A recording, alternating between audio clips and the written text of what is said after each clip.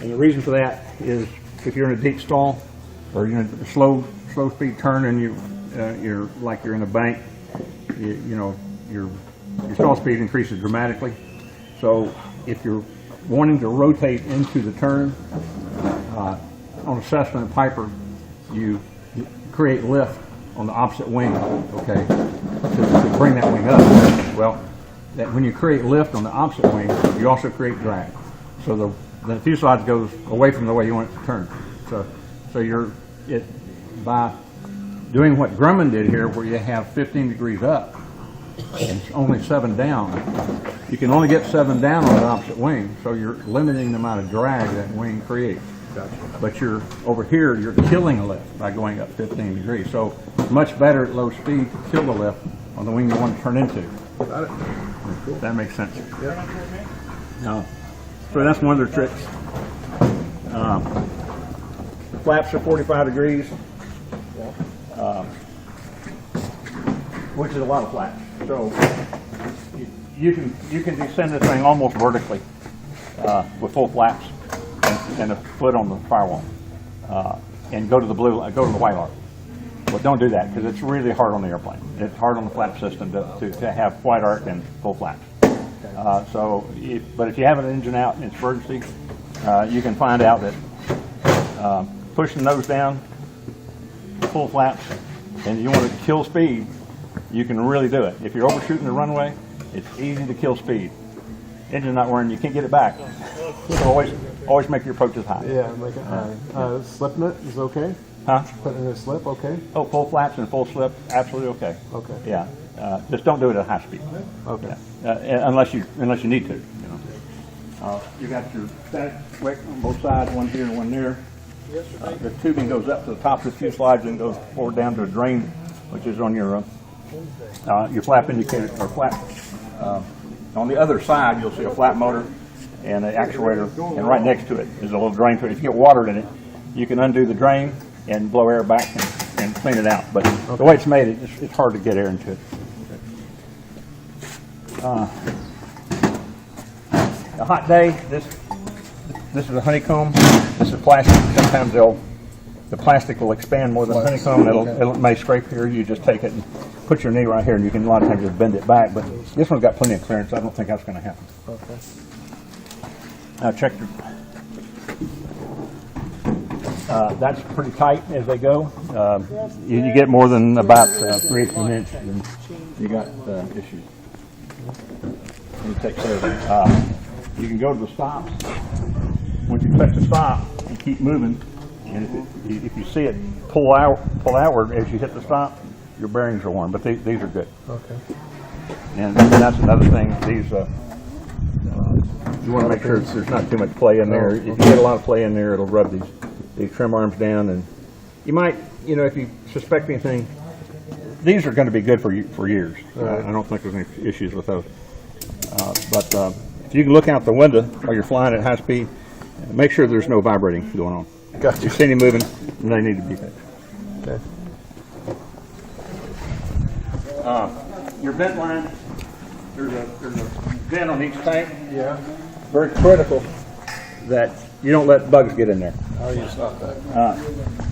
Right here, you look at it for your pre-flight. Yeah. What you might do if you're in a bug environment, which you're probably not, but Rain-X makes these little plastic filters that go in their sprinkler system. Okay. Yeah, I know what they are. Yeah. They fit right in there, and they got little holes in them. So you can take them out when you go to fly, or you can just leave them in there. Most people just leave them in there, and they'll keep the bugs from getting up in there. Because a bug get in there, he'll stop the vent up, and the fuel pump's going to pull the fuel out of there whether the wing likes it or not. So it'll crush the wing. Yeah. It'll crush the ribs if you just keep flying it like that. But if you feel a heavy aileron, you look out the window and you see this being dented, immediately switch tank. Gotcha. Yeah, get it off that tank, and preferably, land and fix it. Because if it gets plugged, there's inspection plates right here. Actually, this one. Yeah. And there's a rubber coupling right here, and you take the rubber coupling loose, put an air hose, and you can blow it out. Okay. Gotcha. But we don't want bugs in there. So. The wheel fairings are shock mounted. They move when they're not solid. mounted, and that's so they don't crack the plastic. Okay. There's a rubber mount bushing in there, and they swivel. So they have hat bushing on one side and a regular bushing on the other, and the bushings are kind of expensive. They're particular. So when they take these off and put it back on, make sure they put the bushings back where they got them. Okay. Because sometimes they lose them. They don't. They just put a bolt back in it, and it doesn't work like that. Okay. If you're getting a rainstorm, there's a little 1/4-inch drain back here that goes out the wing root for water getting in here. A lot of times the rain will overpower the drain, and the water winds up on the floor, and it runs all the way back to the drain hole in the back of the airplane. So if you're parking it in outside, make sure the cover, your canopy cover, covers this up. Gotcha. Because that'll stop the water. Okay. Good. If anybody pulls this prop, we have a lot of problems with people not getting the bulkhead centered. It's real easy to not do it right. Even good mechanics sometimes screw it up. And these are kind of expensive to replace. But the worst thing is that they can cut off a little slivers of aluminum and they're wedged between the spacer and the flywheel. Well, so when they torque it down, they're torquing on those little thin slivers of aluminum, so they get a false torque. And you get a false torque, the prop starts working on the bolts, and it'll domino the bolts, and the prop will come off. So you want to make sure the mechanic that takes props off knows what he's doing. It's in the book. Put it in there, and tape it down, and make sure that it's solid when you put the prop on. We have guides that we use. We put it on there and guide it on, and because we know the problem. Okay. Nose fork. It's simple. That's got. Is that in the back here? The push rod thing? Oh, I don't know. I haven't checked, but if you don't have one, I'll give you one. There's some spring washers in there that give it a preload. It's not a shopping cart. It has, when you taxi this thing, you push on the brake and you set the nose gear in that position, get off the brake, and it'll continue to turn that direction until you decide to go back the other way or straighten it out. So there's about 22 pounds of side force normally on these things, and you can set it to 22 pounds, tax it around a little bit, and it'll soften. It may be at 10 pounds, and if it's too loose, it'll shimmy.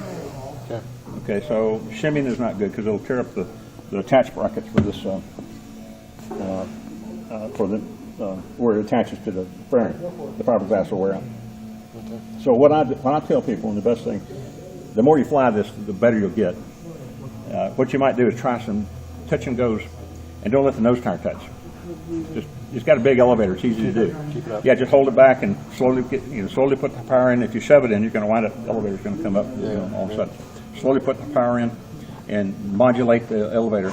So the rest of that takeoff is going to be hard on hard back. So the whole takeoff is going to be holding this nose gear barely off the ground and relaxing the brake pressure until the airplane decides it wants to take off. Now, that should be every takeoff. And it doesn't matter your altitude, runway length. It doesn't matter your load. Keep the weight off of it. Attitude, it's an attitude. It's an angle of attack. Right. And the airplane loves it at 1 inch off the ground. Okay. So if you can heavy back pressure like you're doing a soft build on your takeoff, you get it off the ground, it won't shimmy. It's going to be straight. It won't be sitting off to one side when you leave the ground. Oh. If it's shimmying, it's not going to stay. It's not going to be in the middle when you get it off the ground. So don't let it shimmy. Gotcha. Get it off the ground early, and you'll find if you just leave the elevator alone, the faster you go, the more effective the elevator. So the nose is going to climb. So it's an exercise of relaxing back pressure all the way to VX or VY, where you're going. Okay. So that's the way I always do it. That's not necessarily the way the book says it. It says go down a certain speed and pull back, and that's all bullshit. So if you do it like that, the airplane will leave the ground, and you won't even know it left the ground. Gotcha. It'll come up on its own. A lot of back pressure on the. Yeah. Okay. Yeah, and I mean you know about where it needs to be for regular takeoffs. You'll set the trim indicator wherever you think it. You're used to taking off and climb. And you may want to go, VYs is usually better because you're not going to overheat the engine as quickly. So it'll climb steep, but you'll get some temperatures on steep climbs. About 80 or so. Well, get it off the ground at 80, but let it accelerate to 105. Okay. And now this suspension, let me see.